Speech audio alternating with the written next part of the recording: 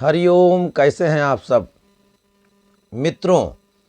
मनुष्यों के जीवन में ग्रहों का विशेष प्रभाव पड़ता है और ग्रहों की जानकारी हमको आपको आपकी कुंडली देती है। बने रहें वीडियो में अंत तक। मैं बताऊंगा कि क्या आपकी कुंडली में हंस नामक राजयोग है। हंस नामक राजयोग वाला जातक जीवन में उन्नति के सोपानों को पार करते हुए परम लक्ष्य को प्राप्त करता है।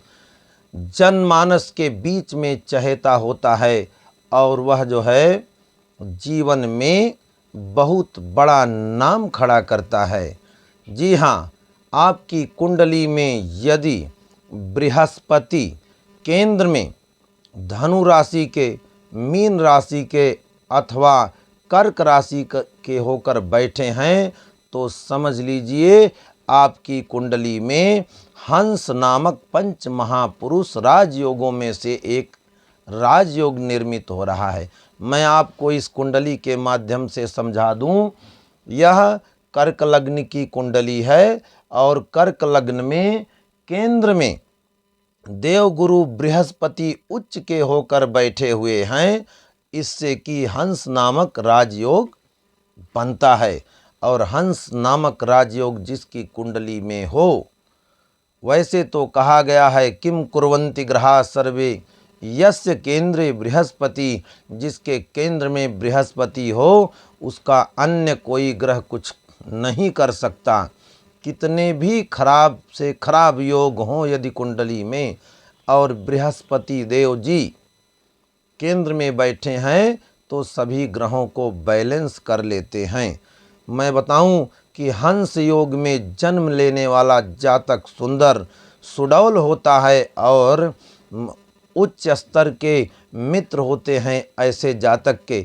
मैं बता दूं कि ऐसा जातक निर्णय लेने वाला होता है और कठोर से कठोर निर्णय चुटकियों में ले लेता है और निष्पक्ष निर्णय लेता है।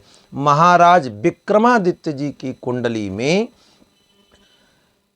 यह हंस नामक राजयोग बन रहा था और साथ ही मैं बता दूं कि उनकी भी कुंडली कर्क लग्न की कुंडली थी और केंद्र में यानी लग्न भाव में बृहस्पति बैठे हुए थे। साथ ही चतुर्थ में शनि देव जी उच्च के बैठे थे।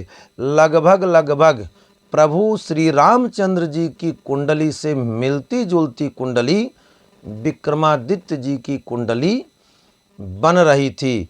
तो मैं बता दूं, यदि आपकी कुंडली में हंस नामक राजयोग है तो आप किसी यूनिवर्सिटी में प्रोफेसर हो सकते हैं अथवा वाइस चांसलर तक भी हो सकते हैं। उससे ऊंचा पद मिल सकता है आपको। और हंस योग में जन्म लेने वाला जातक धनी होता है और निरंतर धन संचय करता रहता है। साथ ही उस धन का सात्विक रूप से व्यय भी करता है, उस धन को धर्म में भी लगाता है।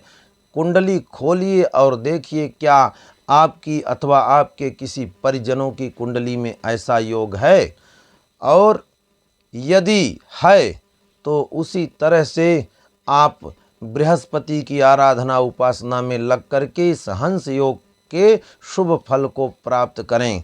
यदि आप हमारे चैनल पर नए हैं तो चैनल को सब्सक्राइब कर लीजिए, लाइक शेयर और कमेंट करिए ताकि आपके द्वारा शेयर करने पर किसी और को भी लाभ की प्राप्ति हो सके।